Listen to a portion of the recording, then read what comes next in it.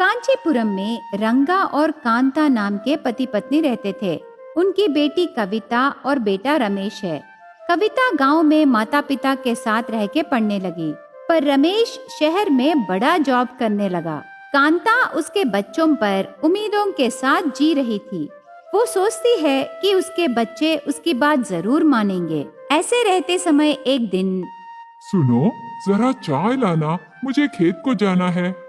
अरे रुकिए जी, शहर से बेटा आ रहा है ना।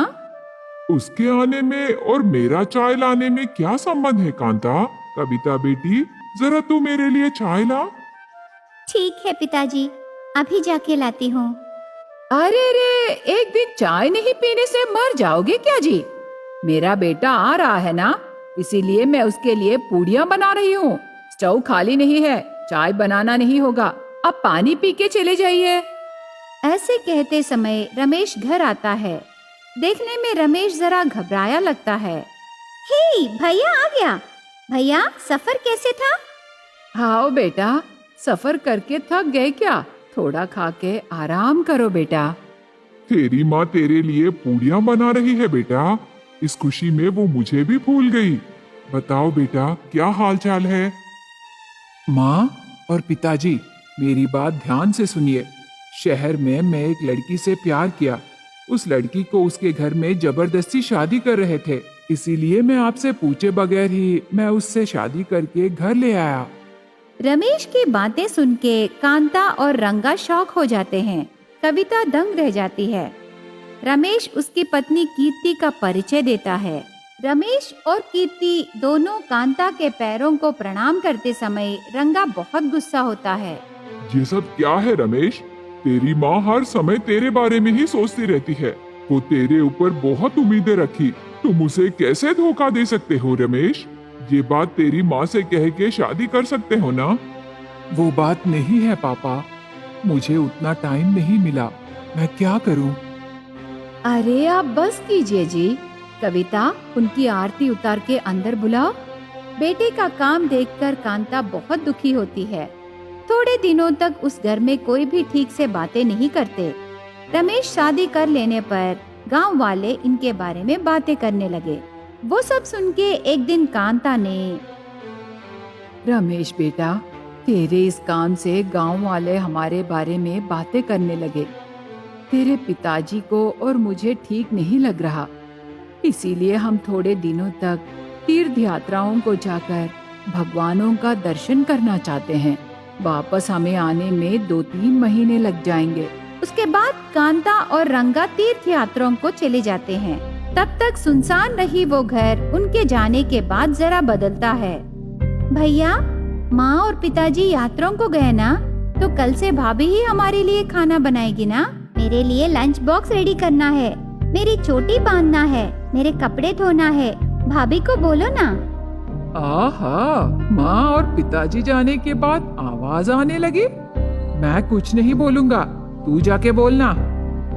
ऐसे कह के रमेश खेत को जाने लगा। कविता की हालत कीर्ति देखती है।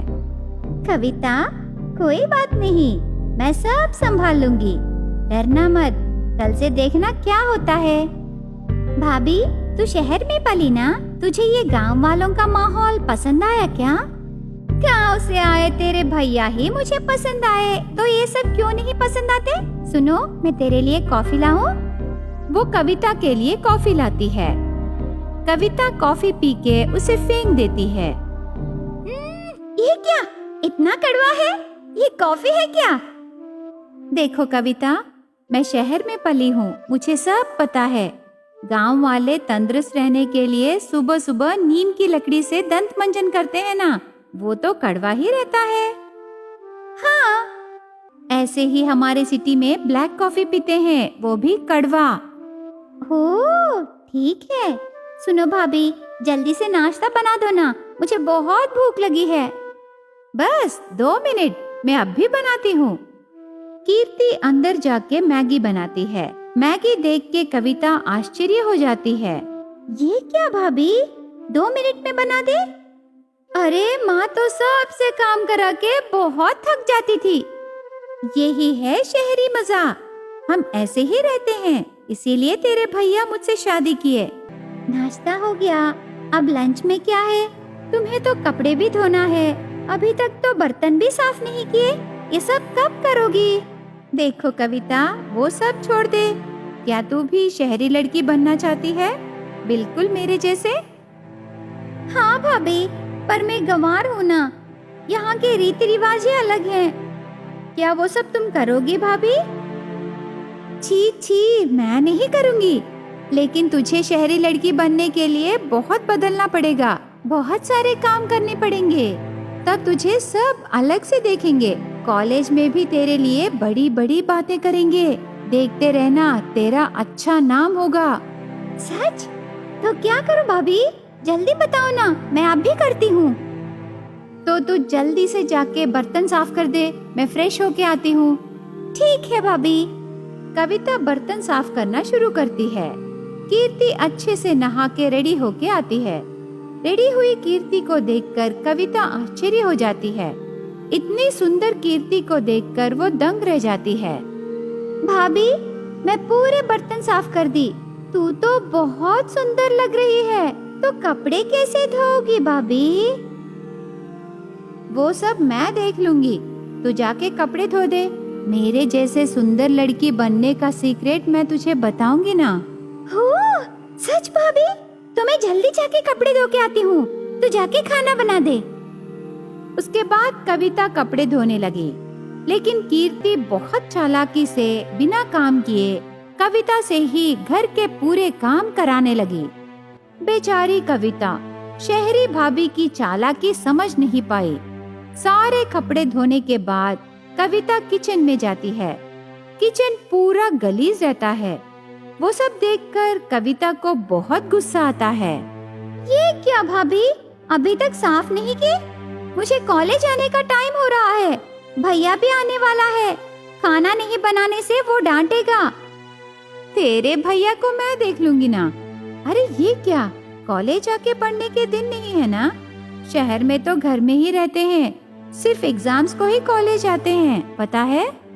सच भाभी, बताओ ना, क्या मैं भी ऐसे कर सकती हूँ? मेरे कॉलेज में मास्टर जी हर रोज डांटते हैं भाभी। मेरे दोस्त हर रोज अच्छे से रेडी होके आते हैं। मैं भी रेडी होके जाना चाहती हूँ, पर माँ नहीं मानेगी। घर पर रह के पढ़ना बहुत अच्छा रहेगा ना? तू चिंता मत कर कविता, मैं तुझे पढ़ाऊंगी ना। आज से तू घर पर रहना, सिर्फ एग्जाम्स के टाइम में ही कॉलेज जाकर एग्जाम्स लिख के आ जा। कविता, जरा खाना बना देना, मैं घर को सजाने का काम कर लूंगी। शहर से आई कीर्ति जादुई बातें बता के भोली कविता से सारा काम कराती है। कीर्ति की बातों पर विश्वास करके कविता घर का काम करने लगी। ऐसे हर रोज काम वाली की तरह रहने लगी। रमेश घर के मामलों में ध्यान नहीं देता। बेचारी कविता उसकी शहरी भाभी के हाथों में बली हो जाती है। हर रोज काम करके दुबली हो जाती है।